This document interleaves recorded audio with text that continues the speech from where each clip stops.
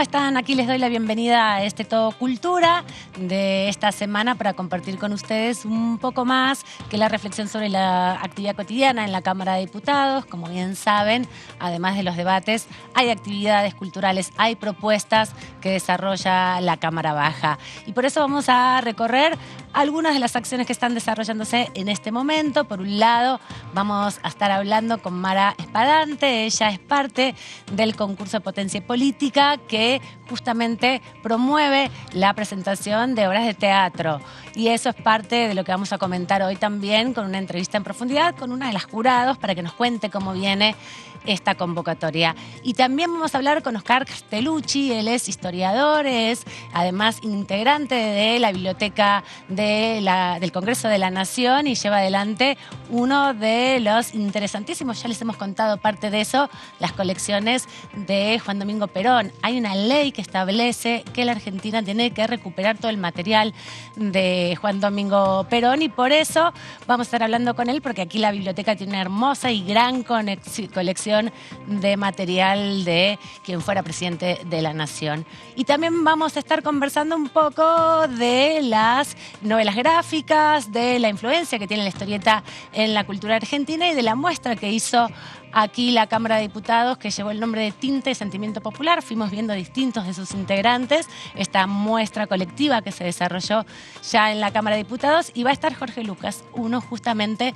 de los integrantes de esta muestra colectiva que se hizo, como les contaba, para promover en definitiva el humor gráfico y el arte gráfico en la Argentina, que tiene una trayectoria histórica en nuestra cultura. Pero como siempre hacemos, iniciamos este encuentro del día de hoy con una curiosidad más del Congreso. Hay una muestra que tiene que ver con los 40 años de democracia y sobre eso queremos conversar con ustedes.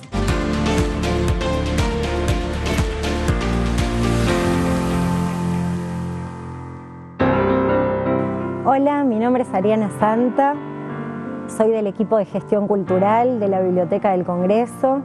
Les voy a contar un poco de qué se trata la muestra que tenemos acá en el espacio cultural, Argentina, 40 años de democracia. Es una muestra de fotografías y de textos, aproximadamente más de 100 fotografías, producto de un trabajo de investigación y de recopilación de la Hemeroteca del Congreso de la Nación y de la sección de revistas de la Hemeroteca del Congreso de la Nación.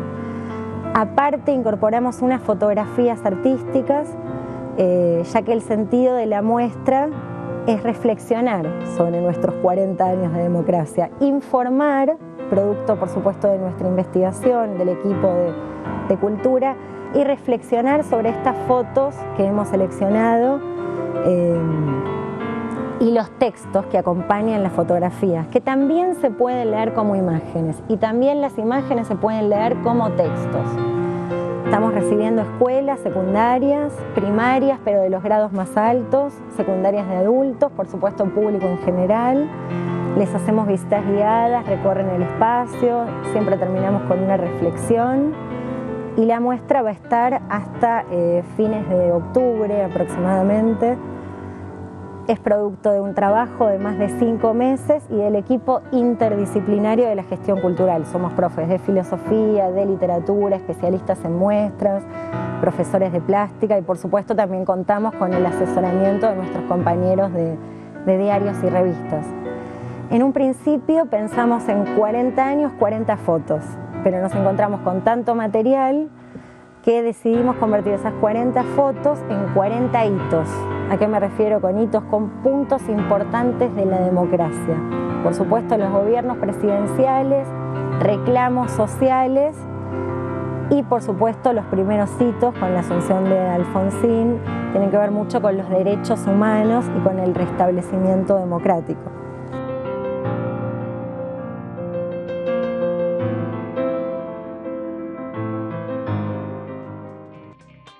Y bueno, después de esta curiosidad que les invitamos a recorrer aquí también en la Cámara de Diputados, la muestra sobre los 40 años de democracia va a continuar hasta el 10 de diciembre y son distintas instancias que se van desarrollando a lo largo de todo el año. Siempre les recomendamos que visiten la página web de aquí de la Cámara. Hay una pestaña particular de la Dirección de Cultura, encuentran todas las propuestas que hace y sobre todo pueden conocer las distintas muestras que se van desarrollando. Tenemos un invitado, el primero de nuestro día, y Jorge Lucas, bienvenido, ¿cómo estás? Hola, ¿qué tal? ¿Sos ilustrador? Así es, y guionista. ¿Qué guionista es? Participaste acá de Tinta y Sentimiento Popular, una muestra colectiva de artistas gráficos, ¿no? Sería como la forma claro, de... éramos 4 y bueno, cada uno expuso su trabajo. Sí, total. Y haces, trabajás un montón. Estábamos viendo acá, tenés mucho material, más allá del que se vio acá. Impresionante. Sí, eso fue el material que hice para Estados Unidos. Claro, acá... laburás muchísimo, con personajes muy conocidos, como Wolverine. Sos artista gráfico. ¿Cómo se descubrió en tu vida esta pasión? ¿Desde pequeñito? Y eso viene, claro, desde chico. Mi viejo leía mucho Columba. Ay, perdón. O sea, leía mucho Columba y todo lo que fuera cómics de Editorial Novaro, que eran más que nada Batman y todas esas clásicos, cosas. Digamos. Claro. Y él como compraba, yo fui entrando en ese mundo de leer. O sea que le revisaste la biblioteca a tu viejo. No tenía biblioteca, él dejaba las revistas Claro. por ahí, o sea, no era un tipo por ahí de coleccionista, o sea, él compraba y después no sé dónde irían las revistas. Para el entretenimiento. Claro, y bueno, después fui entrando de a poco en eso de copiar dibujos, de Batman sobre todo, y después de Los Cuatro Fantásticos. ¿Cuál es tu superhéroe o tu superhéroe de cómic favorito? Batman. Batman. Sí. Batman. ¿Porque remite a la infancia o te gusta la historia? Digamos que fue lo primero que agarré, pero también tiene mucho, me gusta mucho el personaje. Claro, esa ambivalencia, el caballero de la noche. Sí, o sea, es para análisis. Es para análisis. Sí. Ahora se lo puede analizar mejor. Antes por ahí era más simple, claro. Exacto. Sí. Y en todos estos años que trabajás como dibujante, como guionista de historietas, como grandes marcas como Marvel, como llegar a los lugares donde todo el mundo quiere ir, ¿qué fuiste encontrando en este recorrido? Porque además la historieta gráfica acá es parte fundante también, ¿no? Del trabajo argentino. Claro, sí, el trabajo argentino está muy bien visto, o sea, siempre nos llamaban porque éramos argentinos. Bueno, ahora se globalizó mucho, ¿no? Pero, o sea, en ese momento todavía el trabajo argentino era como muy, muy apreciado. Todavía hoy en día también lo es, pero digamos que está más diversificado por la cantidad de gente que hay en todo el mundo dibujando. Pero ser argentino tenía un plus, digamos, para... Claro, sí, había como una tradición de que aportábamos una mezcla entre el mercado americano y el mercado europeo, claro. Entonces quedó, que nos llamaban para darle por ahí un toque distinto a lo que era el trabajo. Yo venía de trabajar en Cazador durante 10 años. Sí, que es una gran... Claro. ¿Cómo se define? ¿Novela gráfica es o es más una historieta? Es un personaje, claro, es una historieta, claro, un personaje de historieta que estuvo durante 10 años aproximadamente y bueno, eso para mí fue el último, no es que me la quiera creer, pero fue un personaje que el último personaje masivo de historieta que hubo. Sí, total. Después cayeron todas las editoriales y después no hubo ese tipo de tirada que hubo, que ya era chica. No se recuperó más esa tradición, digamos.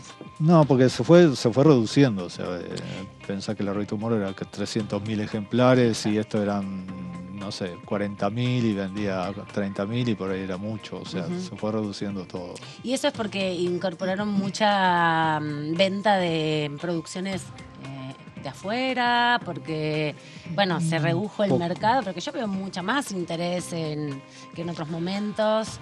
No sé, las generaciones nuevas. Lo que pasa es que ahora lo compra un público específico que dice voy a comprar esto, pero no son tiradas. Claro, no es más masivo, gigantes, no es tan masivo. Claro. O sea, entonces van a eso, pero también influyó mucho la televisión, el cine y sobre todo lo que es la computación, o sea, todas esas cosas, internet y todo eso te fue cerrando medios.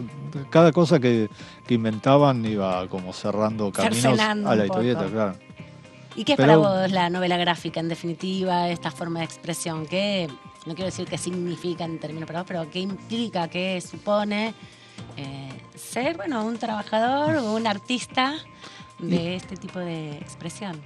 Y narrar algo, o sea, que no es una novela escrita, sino que más bien, o sea, es una novela gráfica, o sea, con dibujos que te permite hacer una película, digamos, en forma barata, porque la hace uno solo. Claro. Si es que haces todo, ¿no? Guión y dibujo, e incluso color, y o sea, te permite expresarte íntegramente como autor. Después, en todo caso, por ejemplo, en Estados Unidos tenía que hacer generalmente los guiones de otros, pero... ¿Te gusta más la pieza integral a mí me vos? gusta la pieza, sí. Pensar toda la película, toda la secuencia. Claro, porque en Cazador era como que, o sea, teníamos más libertad, eso era, o sea... Me decías que era como una banda de rock, eso. Sí, porque éramos 4, después quedamos 3, después se sumó el colorista y después también yo me sumé como colorista porque con las nuevas tecnologías, o sea, que en ese momento era nueva, que era usar el Photoshop. Sí. Bueno, tuve que aprender también a manejar el Photoshop, que ya los hermanos Casioli sabían manejar eso, y bueno, yo con ellos aprendí a manejar el color, pero bueno, era todo un trabajo libre, digamos, de cierta manera era libre hasta que no fue libre, por un tema de censura que no era censura. Claro, te quería preguntar porque, bueno, los personajes también de las historietas, de los cómics, tienen una carga de mucha masculinidad, de un tipo de masculinidad así, como full, vamos a decir. Sí, pero también era perseguido la historieta por ser historieta. Yo me acuerdo cuando iba a la secundaria, si llevaba una historieta me la sacaban. Sí, a mí también, es verdad. Claro, y no tenía nada de raro, o sea, eran Scorpio, ponele, o... Es porque se lo ve como algo menor, ¿no? Como algo... Sí. Sí, no sé, te la veían y te lo sacaba, claro. Creo que también, o sea, por los temas que trata, por ahí son un poco más descarnados, sí, más explícitos. Pero creo que cualquiera, incluso ahora, por ahí te lo pueden llegar a sacar si tiene una mente muy cerrada. Pero pensás que la construcción de ese tipo de héroes, que son muy típicos también de la historieta o de la novela gráfica, que son héroes cargados de masculinidad, hoy con los tiempos actuales tendrían...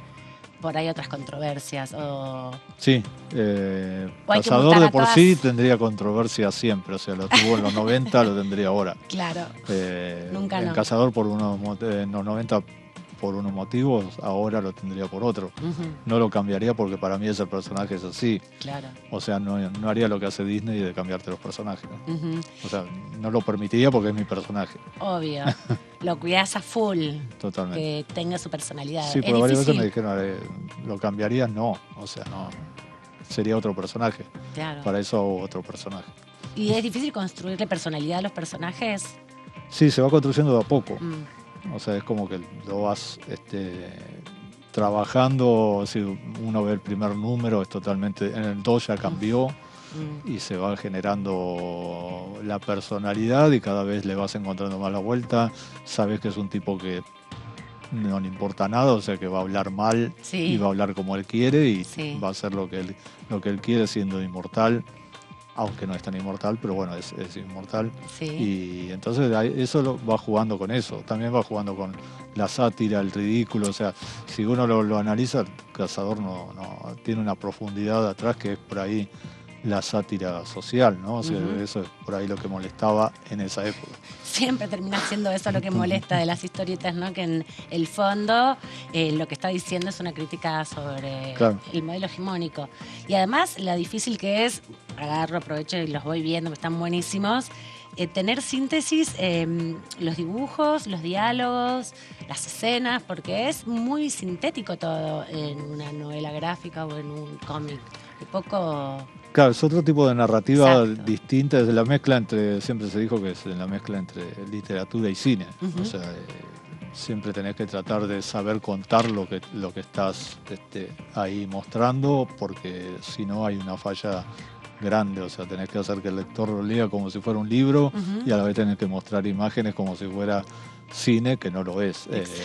E incluso yo, o sea, viendo las adaptaciones que se hacen al cine, veo que la historieta sigue siendo historieta y el cine trata siempre de querer ganar espacio en eso y no lo logra, porque para mí las películas no logran llegar a lo que se logra en la historia, en el cómic. O sea que las pelis de los cómics no te gustan mucho, Por lo son menos, otras historias. no, o sea, claro, lo veo de otra manera y o sea, siempre tienen que agregarle algo y me parece que en eso fallan muchas veces. Un poco lo que me decías que había pasado con tu intervención acá de Wolverine, hablábamos de esta justamente historieta, porque Wolverine se volvió un personaje muy masivo, ¿no? A partir de la película de los X-Men. Claro. Y tuviste que adaptar la imagen del Wolverine original. Claro, que justo había salido X-Men la primera y estaba Hugh Jackman, que pegó muy fuerte, Claro. a pesar de que el personaje Wolverine es bastante más, en estatura, es bastante más chico que el Hugh personaje Jackman, original, claro, digamos. y bueno, o sea, yo más o menos traté de adaptar a ese personaje, porque antes lo dibujaban bastante feo. Wolverine. Claro, y hubo que ponerlo en los estándares de Hollywood. No me pidieron, pero que era como que era obvio que, bueno, Hugh Jackman pegaba bien para Wolverine y no me pidieron, no me dijeron dibujar a Hugh Jackman, claro, pero para mí estaba bien, o sea, te inspiraba eso. Claro. Te quería preguntar cómo fue tu participación acá en la muestra, porque, bueno, justamente la tradición de la novela gráfica, obviamente el Eternauta como gran centralidad que tiene en la cultura argentina, pero bueno, la historia de Mafalda, la historia de Woody el Aceitoso, de todos los personajes, esos clásicos también de las otras épocas, han marcado una tradición. Claro. ¿Cómo llegan acá con la muestra? Y en definitiva, ¿cómo te enganchás también en esta forma de contar parte de la historia argentina? Sí, creo que es porque, o sea, Cazador en cierta forma se integró a lo que son los clásicos de la historieta, ¿no? O sea, más allá de que es distinto del Eternauta, distinto de... Sí. Mafalda es una tira cómica, no es una historieta, o sea, pero el Eternauta sí es una historieta y no se le puede discutir nada. El Eternauta es el Eternauta. Claro. Y esperemos que lo hagan bien en Netflix, cosa que es no verdad, creo. Están haciendo la peli, la serie, vamos a ver qué resulta de eso. Y, o sea, Pobre yo creo Bechia. que sí, la idea era mostrar un poco 2 láminas de Cazador que mostré en la muestra y dos láminas de una la había hecho por un homenaje que se había hecho Batman por sus 70 años, ahora tiene 15, tiene 85, y después uno de Pantera Negra que fue una tapa de Marvel, que hice para Marvel. Y poder mostrar un poco esto, el rol también de los héroes, de la construcción de estos personajes que son, bueno, bastante mitológicos también, ¿no? Recuperan ese lugar que a veces es difícil darle en otro tipo de literatura o en otro tipo de expresiones, ¿no? Porque es lo que decías hace un rato, son tan descarnados que... Sí, también la historieta fue muy tirada abajo durante mucho tiempo. Ahora se está volviendo como algo más clásico. Cultural, claro, por un montón de cosas de que pasan a ser algo más de culto, entonces por eso te digo que por ahí se ven, como vos me decías, hay mucha historieta que se vende, pero, o sea, son tiradas reducidas, entonces pasa a ser un objeto de culto, el libro incluso pasa a ser un objeto de culto. Ahora hay mucho que leen en digital, cosa que yo no hago. Gracias, Jorge, por este Gracias ratito, por venirte, por todo el trabajo que haces, por esos personajes increíbles y bueno, esperamos muchos más. Bueno, esperemos que sí. Hasta la próxima. Nos vamos nosotros con las recomendaciones, en este caso el diputado Pablo Servi, de Evolución Radical, de la provincia del Neuquén, nos hace recomendaciones de películas y también de libros.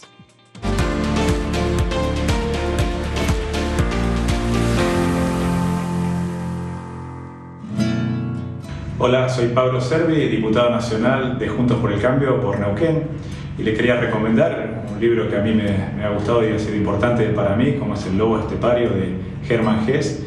Justamente traza o de alguna manera indica las dificultades que uno vive y cómo tiene que reinventarse en la vida, y creo que ha sido muy importante para mí y se los recomiendo. Una película, creo que Matrix, también nos plantea una realidad, una posible realidad, ¿no? Con todo el desafío que hoy se nos da con la inteligencia artificial y con lo que se viene, y realmente plantea una visión inclusive desde lo filosófico, que me parece importante. Y una serie que a mí también me ha gustado, me ha servido, es Band of Brothers, creo que también sobre la Segunda Guerra Mundial, que es un evento que creo que cambió la historia a nivel mundial, así como hoy creo que estamos viviendo una época de cambios o de fin de ciclo. Es realmente interesante por lo que plantea y lo que se vivió en esa situación, pero además también desde lo humano y de muchas situaciones que se dan. Así que estas recomendaciones, creo que la cultura es importante para el desarrollo y creo que hay que trabajar en eso.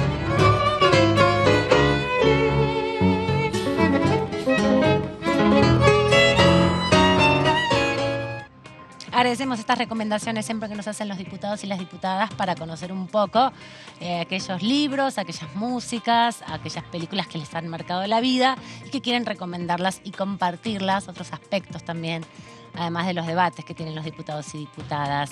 Y hablábamos que el Congreso de la Nación promueve hace ya varios años varios concursos. Hemos hablado del concurso sobre ensayos hace algunos días y ahora nos toca profundizar un poco más en el concurso sobre potencia y política, que tiene que ver con las obras de teatro.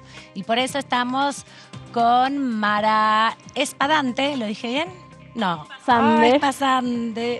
Espasande, perdón. Concurso sobre 40 años de democracia. 40 años de democracia, exacto. Que tiene que ver con el debate en torno a los ensayos que se pueden presentar respecto a la democracia, ¿no? En este contexto. Me contabas que sos doctora en historia y soy especialista que sos especialista en historia latinoamericana. Exactamente. Bien. Sí. Trabajo en la Universidad de Lanús, exactamente. Soy directora de un centro de estudios, Manuel Ugarte, que, bueno, trabajamos diversas temáticas vinculadas con historia contemporánea, ¿no? Bien. Y al concurso, vos sos parte del jurado de este concurso. Yo soy parte del jurado, exactamente. Ya es la 6ª edición del concurso de ensayos, ¿no? Sí, la verdad que es muy interesante cuando se abre un concurso de ensayos históricos porque promueve que toda la comunidad pueda estudiar, trabajar, escribir, cosa que a veces la historia parece ser acaparada por algunos pocos o algunas pocas que en ámbitos académicos escribimos nuestros trabajos y nuestras investigaciones, cuando en realidad debería ser justamente una tarea de todo el pueblo argentino. Colectiva. Exactamente, y además desde el género del ensayo, poder transmitir una reflexión, una idea, una investigación que se ha hecho sobre alguno de los ejes de estos 40 años. Me parece que es una propuesta, bueno, muy interesante, que todavía está en curso y que estamos difundiendo para que se puedan presentar los trabajos, porque hasta el 31 de agosto hay tiempo para hacerlo. Y las experiencias anteriores, las ediciones anteriores vienen también con, bueno, se habló de Malvinas, se habló de Manuel Belgrano, hubo uno sobre género también, y la participación de las mujeres en la política, hubo uno también sobre la prensa. Se van definiendo distintos ejes, ¿no? Sí. Para promover un poco el pensamiento crítico, ¿no? Sí, esta es la primera vez que participo como jurado, como parte del jurado. El resto lo seguí como, como lectora curiosa. atenta, exactamente. Y me parece también interesante ver cómo se definen las agendas y cuáles son las inquietudes que en determinados momentos y en determinados contextos se ponen sobre la mesa para invitar a pensar. Exacto. Y la verdad es que este año no podía ser de otro modo, pero digo, más allá de que la efeméride invitaba, me parece que en las bases del concurso y en la invitación donde se plantean los ejes, los 4 ejes propuestos, hay una lectura a justamente, bueno, qué significa hablar de los 40 años de democracia. Claro, exacto. Porque esto puede ser abordado desde cualquier lugar, exactamente. Y acá lo suscriben a la participación del Congreso también, ¿no? Al rol del Congreso en este proceso de los 40 años. Hay un eje fundamental que está vinculado con los debates parlamentarios y la historia legislativa y los hitos legislativos que en estos 40 años fueron construyendo, ampliando derechos. Y bueno, y acompañando la dinámica de la lucha política, de la lucha social desde la Cámara y desde el Poder Legislativo. De todas maneras, también se invita a reflexionar sobre otros ejes vinculados en la misma perspectiva, en, bueno, ¿qué pasa para pensar nuestra democracia? ¿Qué pudimos construir? ¿Cuáles son las fortalezas? ¿Cuáles son los logros? ¿Cuáles son las tareas pendientes en todos estos años? Marcar como hitos también, ¿no? Respecto a eso. Exactamente. Son muchos años y han pasado muchas cosas. Sí, hay que ver, bueno, cuáles son los temas que eligen los participantes y las participantes a la hora de, bueno, de ponerse a desarrollar sus temáticas, ¿no? Pero bueno, va a ser interesante. Sí, también lo importante que sea el Congreso quien promueva, porque el concurso es abierto para toda la sociedad, para toda la población, tiene premios, tiene una serie de reconocimientos, publican el material de un año para el otro, se circula por la Feria del Libro también, que es un lugar, un evento momento fundamental, pero también quería preguntarte en tu rol de historiadora, ¿cómo pensás justamente esta relación entre la Casa de las Leyes, la Casa de la Democracia y la convocatoria a la ciudadanía desde otra perspectiva, ¿no? Que no sea la representación en este caso? Claro, y creo que es muy interesante porque justamente... como nos pasa a los historiadores y a las historiadoras en el mundo académico, también en el mundo de lo que implica la política y los representantes, en este caso el Poder Legislativo, ocurre que hay que hacer todo un trabajo para que justamente este diálogo entre el Congreso, entre los representantes y entre el pueblo cada vez sea mayor, más fluido, claro, donde sea un espacio de... Claro, y desde lo cultural también como símbolo, ¿no? Como un lugar simbólico cada vez más abierto. Y en este sentido, creo que la difusión que está teniendo este concurso y el poder también llegar a todo el país, porque es una propuesta que se está difundiendo en todas las provincias y que tiene la perspectiva justamente de recibir trabajos de todos los lugares, porque cada espacio tiene su mirada y tiene su perspectiva y eso nutre y le da diversidad. Entonces, bueno, me parece que es muy interesante. Y en tu rol como historiadora, ¿qué rol tiene justamente o qué valor tiene toda la documentación que se produce en este espacio, ¿no? Que tiene la historia del inicio de la Argentina? Sí, bueno, ya que está, te comento un adelanto. Dale. Que estamos trabajando hace ya creo que 1 año y medio con Norberto Galazo, que es el historiador con el que yo me formé y con quien trabajo. Flor de profe. Sí, mi maestro, exactamente, en una historia política del Senado de la Nación Argentina, que va a salir ya en breve, se encuentra en este momento en el proceso de edición y de diagramación. Para la impresión. Exactamente. Pero la verdad es que fue una experiencia, fue una propuesta del área del Senado, de la Dirección de Cultura del Senado, fue una propuesta muy interesante porque la historia de la Cámara de Diputados está mucho más abordada que las producciones historiográficas sobre el Senado de la Nación, ¿no?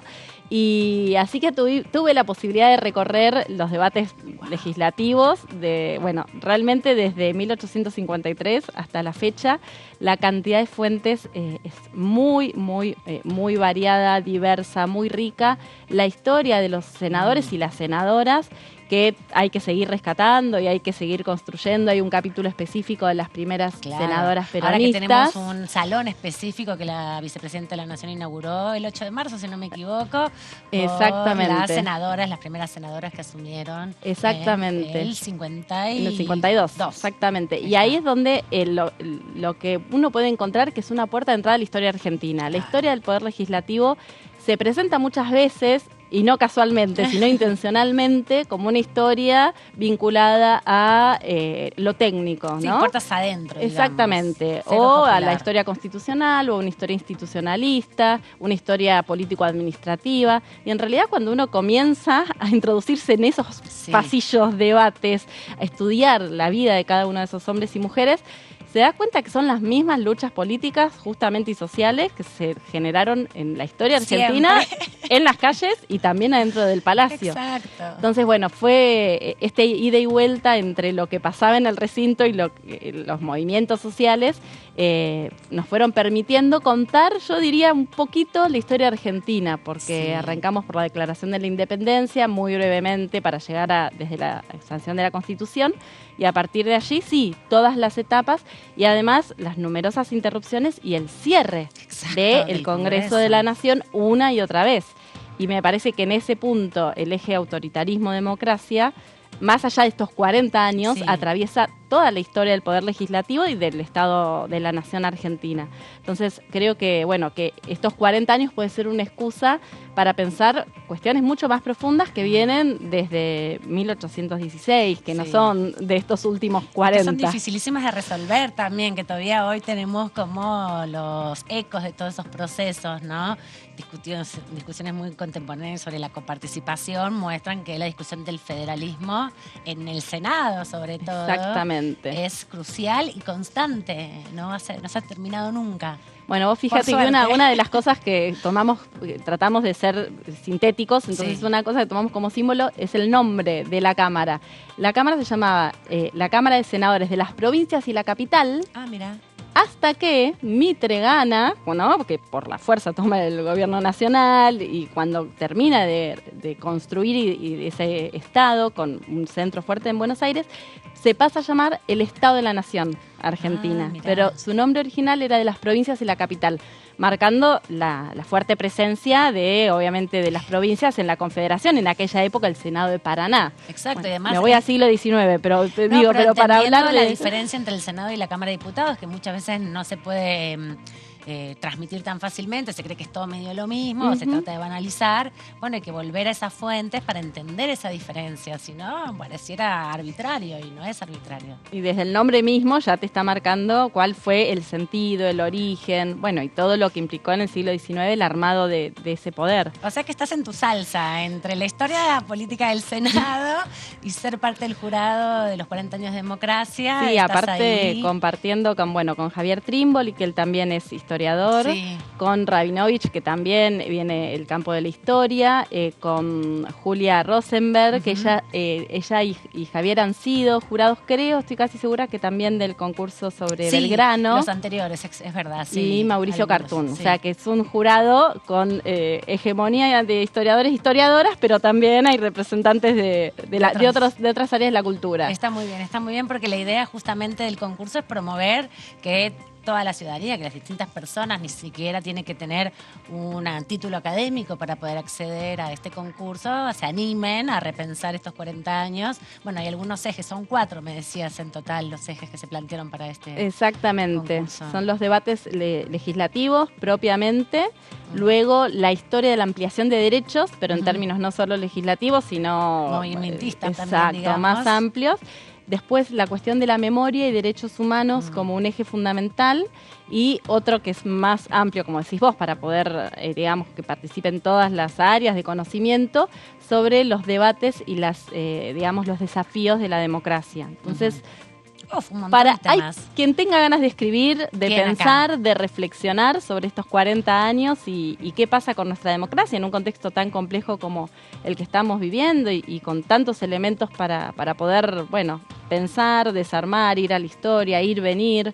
Entre pasado y presente siempre están esos diálogos que enriquecen para tener otras miradas sobre el propio presente. ¿Y qué sabés de la participación de los concursos anteriores? Bueno, es tu primera experiencia como jurado, las otras las viste de afuera como ciudadana, pero te deben haber comentado cómo venían, porque si es la sexta edición. Participé en otros, participé el año pasado en un concurso sobre Güemes, que es otro tema que trabajo sobre otro de los grandes temas de la historia argentina. Y bueno, en otras experiencias sí es difícil ser jurado, integrar un jurado es difícil porque el ensayo histórico tiene la particularidad que justamente cada persona puede escribir con una libertad que para mí le da la riqueza, y soy defensora del ensayo histórico. Bien. Yo pertenezco al revisionismo histórico, que es una corriente que se gestó de la mano del ensayo y de la pluma que busca ser atractiva, ¿no? Sí, y además que busca también discutir en algún y exactamente, compulsar ideas. Exactamente, va la polémica. Entonces, a la hora de elegir, evaluar, hay algunos elementos comunes que tienen que ver con la argumentación, la solidez, etcétera, las fuentes, etcétera, pero después también hay un nivel, digamos, de subjetividad donde, bueno, cada uno le puede interesar más un tema, a otro le pudo haber parecido. Pero bueno, vamos a ver cómo se desarrollan esos debates que son muy enriquecedores. En este caso, bueno, que son 4 personas a las cuales admiro muchísimo y conozco, con algunos he trabajado, con otros no, pero que me parece que va a ser muy, bueno, también una experiencia de aprendizaje. Muchas gracias, Mara Espadante.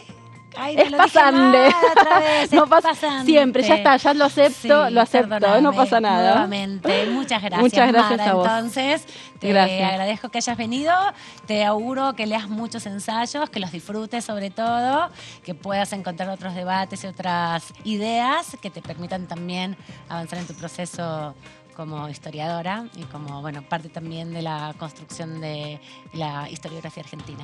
Muchas gracias. Nos vemos en cualquier momento. Bueno, cuando se resuelva el concurso estaremos acá con los ganadores. Exactamente, vendremos a contarles. Bien, espectacular. Nosotros nos vamos rápidamente a la pausa y volvemos, que tenemos mucho más después del corte.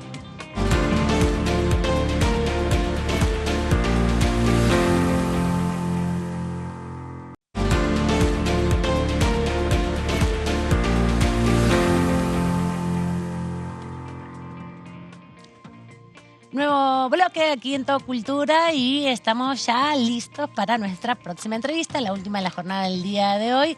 Y es el momento de recibir a Oscar Castellucci. Lo quiero decir bien, ¿cómo anda? Bienvenido. Bien, muchas gracias por la invitación. Vos sos historiador también. No, ¿sabes que no? Mi formación, trabajo en historia, pero mi formación académica es en lenguas y literaturas clásicas. Mira, ¿pero sos parte de la Academia de Historia o no? No, estoy... Ay, me vas a decir que no, me muero. No, soy parte de la Comisión Permanente Nacional de Homenaje a Perón. Sí. Pero ¿no por esta obra que hacemos, hace un tiempo? Como historiador, no soy historiador. Soy especializado en la formación académica en lenguas y literaturas clásicas. ¿Y cómo llegaste a ser parte de la Comisión Permanente de Homenaje a Perón? Bueno, eso tuvo que ver básicamente con el inicio del trabajo allá por el 2001, más o menos, cuando empezamos a trabajar en esta colección de la edición de las obras de Perón. Esa fue la vía de acceso a la comisión. Y tiene que ver con la ley que se aprobó sobre la documentación de Perón, que se estableció creo que en el 98, 99, se aprobó una ley acá en el Congreso para que se recupere el material disperso. Es la ley 25.114 que da origen un poco a la comisión.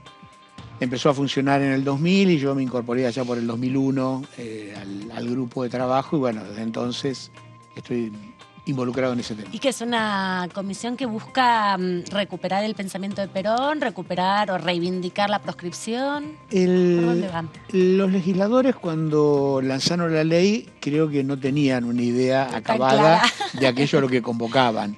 Porque es un trabajo verdaderamente infinito. Vos pensás que hace 20 años que estamos trabajando y tenemos editados 9 volúmenes, tenemos 2 más en preparación. Cada libro nos lleva un par de años en la búsqueda, en la recopilación, en el armado.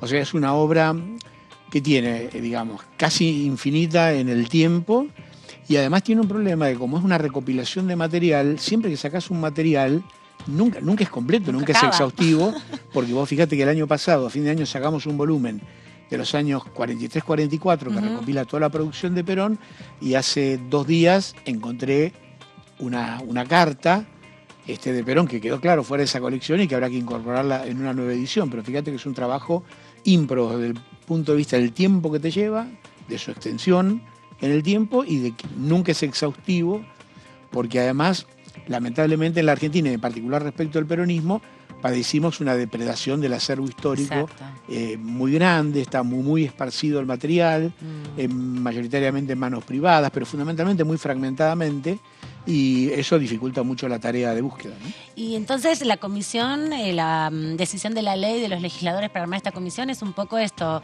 recuperar todo el material esparcido por todo el país y el mundo en definitiva, ¿no? Todo, es más, la ley es tan generosa que es todo lo producido por Perón en cualquier formato, en cualquier momento, en cualquier soporte y sobre. O sea ¿también que, sobre Perón? Claro. Qué fantástico. Bueno, me parece fantástico. O sea, venimos trabajando, digamos, de a poco. La biblioteca se hizo cargo de este trabajo e incluso en la última etapa se creó específicamente una subdirección, que es la Subdirección de Estudios y Archivos Especiales, que es la que contiene a la comisión. Originalmente la comisión, pobre, era un poco una paria porque no pertenecía a nadie, andaba dando vuelta, ahora está incorporada. Por suerte tiene una ley que la respalda, ¿no? Que claro, eso no la pueden sacar. A la subdirección, y la biblioteca, bueno, se hace cargo de una pequeña dotación de personal, que es la que está dedicada a este tema, y fundamentalmente a la edición de los libros. Y los libros llegan a las bibliotecas también populares, ¿no? Se distribuye ese material. ¿Es bien recepcionado? Todavía hay mucha proscripción sobre Perón, hay una mirada muy prejuiciosa. Tenemos una limitación que tiene que ver, digamos, por ahora todavía la producción no entra al circuito comercial, porque los productos editados por la biblioteca no se comercializan. No, sí se yo creo que es un perjuicio esto.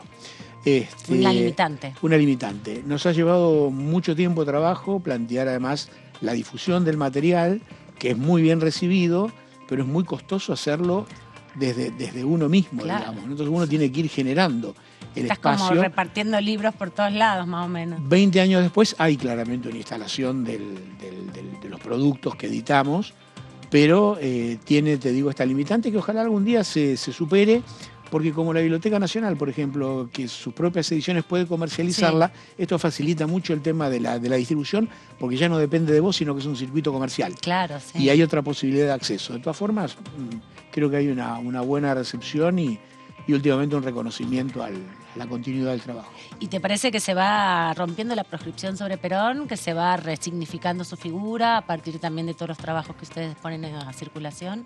Sí, yo creo que hay un cambio, a ver si te diría las últimas 2 décadas, si querés, este siglo, de apertura a una mirada académica sobre la producción de Perón, sobre todo historiadores jóvenes. Claro. Como Mara Espasande, claro. que pasó recién. Pero, digo, creo que esto es auspicioso. Me parece que todavía hay una deuda con la obra y con el pensamiento de Perón en cuanto al enfoque académico.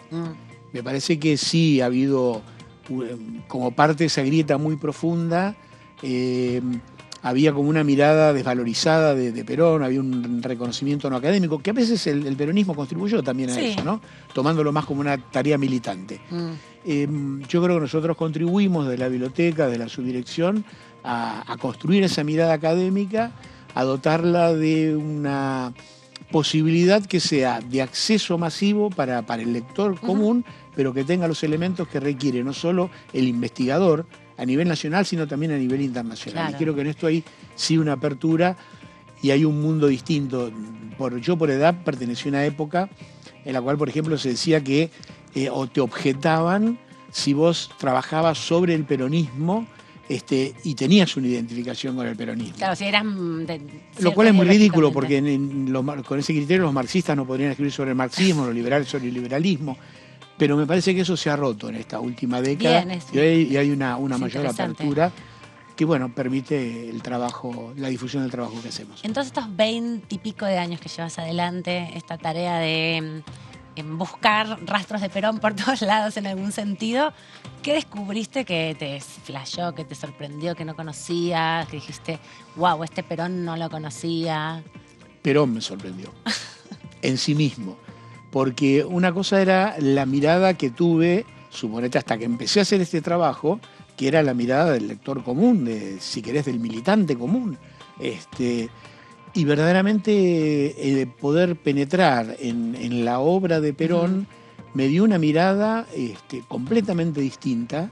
Yo siempre la sintetizo en una frase muy clara que es que yo no entendía nada de Perón, ¿no? En aquel todo lo que momento, sabía en su momento no. En aquel momento, porque hay una profundidad en el material. Nosotros trabajamos de una manera muy, muy peculiar, que es no solo la edición de las obras, grandes obras de Perón, que trabajamos sobre ellas, sino que hacemos recopilación de todo el material que hay de Perón, que son cartas, discursos, entrevistas, notas, documentos, y las ordenamos con un criterio muy particular, no por el tipo de soporte, sino cronológicamente. Entonces vos tomás el tomo del 43-44, que son como 800 y pico de páginas, y podés hacer una mirada y recorrer la evolución del pensamiento de Perón. Con lo cual tirás al suelo el primer mito, que está construido, yo creo, desde fuera del peronismo, esta idea de que hay muchos Perones, que hay un Perón para cada ocasión. No, hay un solo Perón coherente a través del tiempo, dinámico, porque a través de esos 30 años de su obra política, obviamente se va modificando, porque la realidad se modifica. Claro. Y te permite tener primero esta mirada, si vos querés, unitaria de lo que es el pensamiento de Perón. Y después cómo los principios básicos están desde el Perón inicial, aquel esbozo de su inicio, su carrera política posterior a la Revolución del 43, hasta el modelo argentino para el proyecto nacional, que es su obra póstuma, digamos. La coherencia de ese pensamiento y cómo hay elementos que a veces en la mirada selectiva, Perón ha tenido un problema, yo siempre digo que son los peronistas. ¿Por qué? Porque tomaron lo que más les gusta a cada uno. Cada uno toma, vos sabés que hay una cuestión que en el tema de la Sagrada Escritura, que son los exégetas y los eisegetas. Sí. Los exégetas son los que tratan de interpretar la obra. Los eisegetas son los que toman la obra y tratan de meter en la obra lo que ellos piensan. Sí. Bueno, a Perón le han sobrado eisegetas. Claro, y le han faltado tratar de encajarle. A mí me gusta el Perón del 45, entonces todo lo que tomo, ideas, frases sueltas, obras que pertenecen y quito lo otro. Y eso es producto de esta fragmentación que hay sobre Perón, sobre la obra de Perón y el peronismo, esta permanente, bueno, vos le dijiste grieta, pero esta permanente estigmatización sobre el proceso de Perón y el peronismo que nos impide verlo más acabadamente. De eso no hay ninguna duda, porque el que no quiere ver no ve, entonces no hay ninguna posibilidad de lograrlo. El problema, digamos, que en torno al pensamiento de Perón es que esto que te decía, que es del peronismo, muchos construyeron lo que querían del peronismo.